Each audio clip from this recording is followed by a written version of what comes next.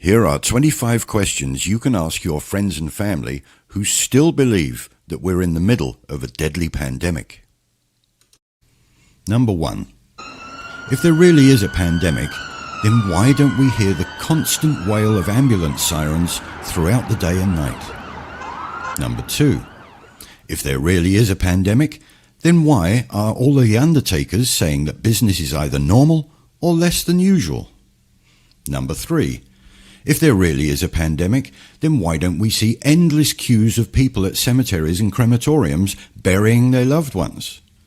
Number 4. If there really is a pandemic, then why are all the statistics saying that the death rate was within normal parameters last year? Number 5. If there really is a pandemic, then why have all the normal influenza deaths almost disappeared? Number 6. If the first lockdown worked, then why are we doing it again? Number 7. If the lockdowns didn't work, then why are we doing the same thing again? Expecting a different outcome from the same procedure is a clear sign of insanity. Number 8. Why is the government listening to their own very small panel of experts and refusing to listen to the vast majority of doctors, nurses and health experts? Number 9. Why do we see scenes of pandemonium in hospitals on TV when in reality they're all empty? Where's all the sick people? Where's all the COVID patients?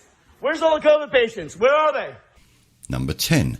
If there really is a pandemic, then why are there thousands of nurses out of work?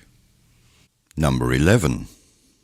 If the pandemic started in 2019, then how did all the governments around the world order and deliver COVID-19 PCR test kits the year before in 2018?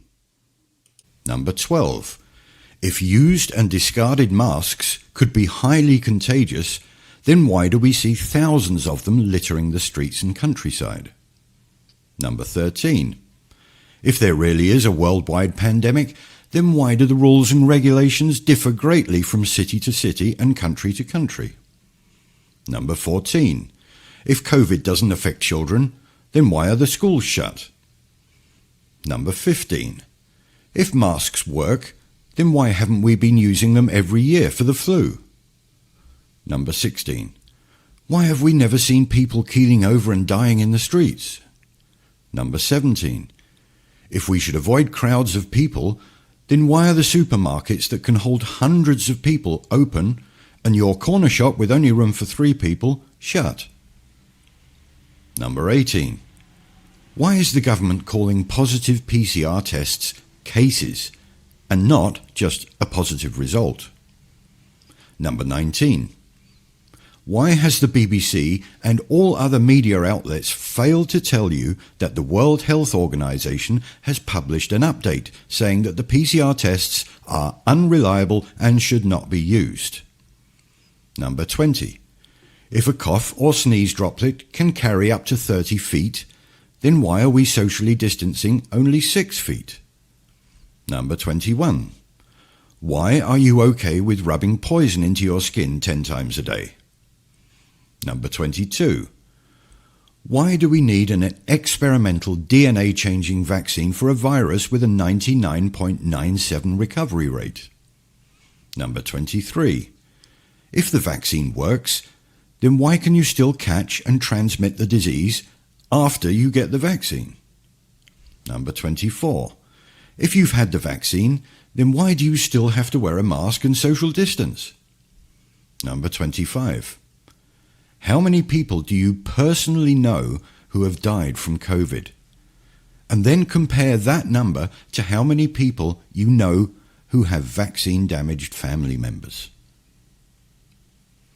Open your eyes, everyone, and look around. Ask yourself next time you leave the house, am I really seeing a deadly pandemic? If the answer to this last question is yes, then you really need to turn off your television.